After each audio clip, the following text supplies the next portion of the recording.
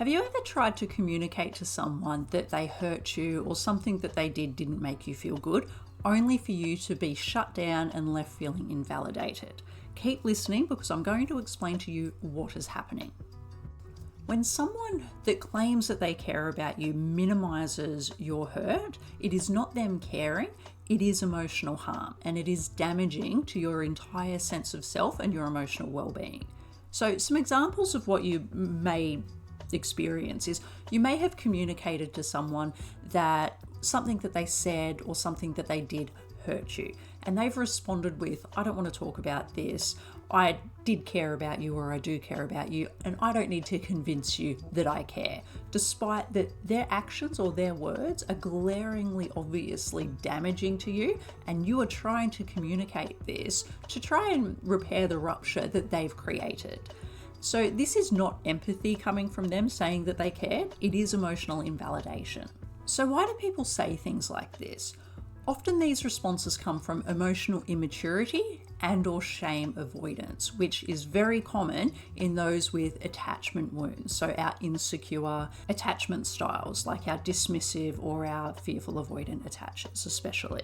Now, what happens is when someone cannot tolerate the discomfort of being seen as the bad guy and that feeling of internal shame is starting to build, they deflect. They are trying to protect their self-image instead of trying to protect and repair the relationship between you two. It is 100% an ego-preserving move, but it comes at a cost to everyone involved.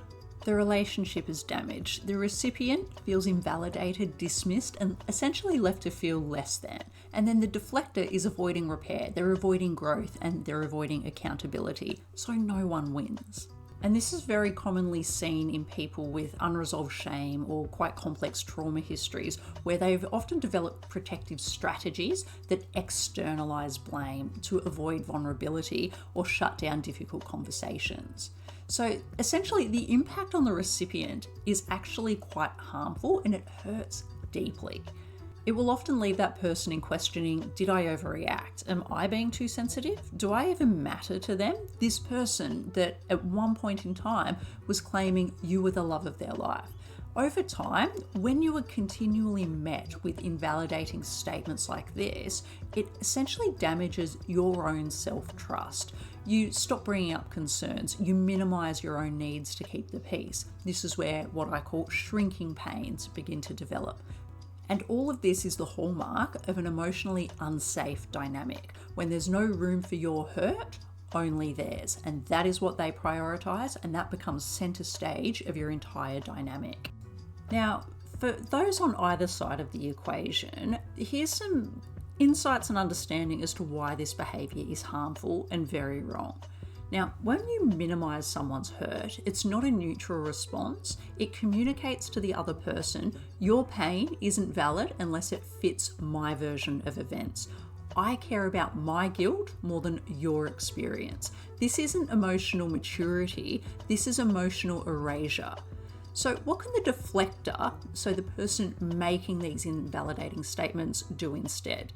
Essentially, what's happening at times when they begin to launch into these statements is internally, they feel uncomfortable with the conversation. They may feel embarrassed, they may feel shame, they're feeling negative emotions, and so they feel the need that they need to protect and deflect themselves. Even if the person that is communicating that they are hurt is literally trying to put in a bid for connection and a bid for repair. But the person who is deflecting, they can't handle this. They do not have the emotional bandwidth to understand what is going on inside of them and may not have any understanding on how to move past this. So the best thing that anyone can do when they are feeling like a wall is going up is literally take a pause, try and get grounded, and internally think, why am I deflecting? Why can't I lean in and listen to what this person is trying to communicate to me? Because more often than not, in these situations, the person that is communicating that they have been hurt, they're trying for, like I said, a bid for connection and a bid for repair. So they're not attacking you. They are often trying to work with you to get to a resolution so you can reconnect again. And what you're doing with invalidating and deflecting is essentially the complete opposite, the antithesis of healing, the antithesis of repair. So the best thing that you can try and do, take a pause, get grounded, and lean in with trying to understand. And saying statements like, I didn't realize that I hurt you, but I do believe you. That wasn't my intention, but I want to understand the impact. And this literally will open up an avenue for communication where you can get a mutual level of understanding of what has happened. And then on the other side of the equation, what the recipient can say to call it out. So if someone deflects, you can try saying things like, I'm not saying that you didn't care. What I'm saying is your actions or your words hurt me. This isn't about proving anything. I'm trying to feel safe and I'm trying to feel heard. So instead, can we talk about the impact of this, not just your intention?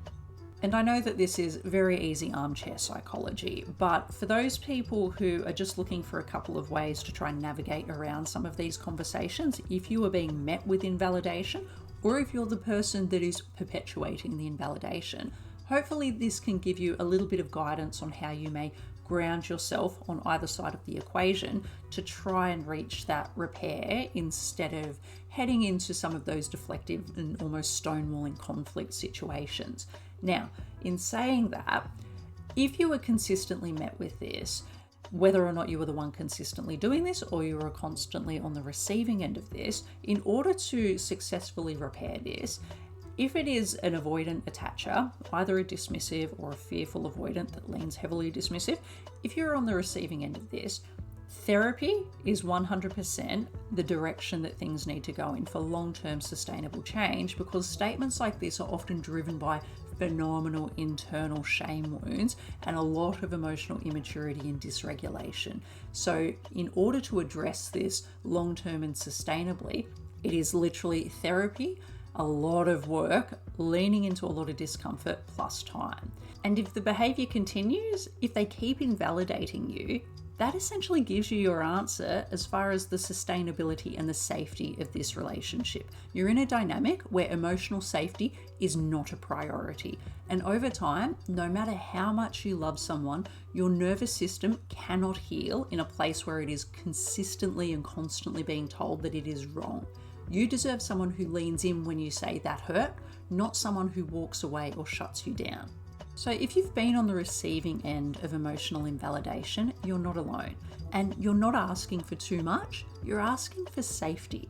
So let me know in the comments if you've heard this phrase or something like it and how it made you feel. And don't forget to subscribe for more content on emotional healing, trauma dynamics, and reclaiming your voice. And lastly, all of the information and content that I share across my platforms is not designed to be delivered or taken as mental health care advice. It is sharing insights and experiences to help you feel seen, safe, validated, and heard. So in saying that, thank you for joining me, and I'll catch you in the next one.